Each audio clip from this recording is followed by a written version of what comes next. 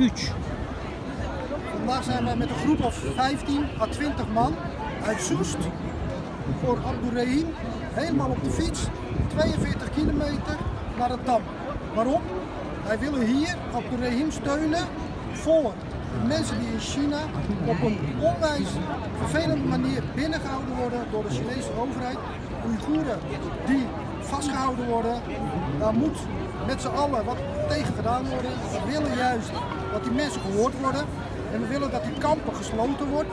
Dat er geen kampen meer in Oost-Turkije of China zijn, sorry. We hopen dat dat binnenkort zo snel mogelijk opgelost wordt door de autoritaire politieke landen. Ja, dat ze allemaal hun mening op deze wijze laten horen en proberen de kampen in China te sluiten.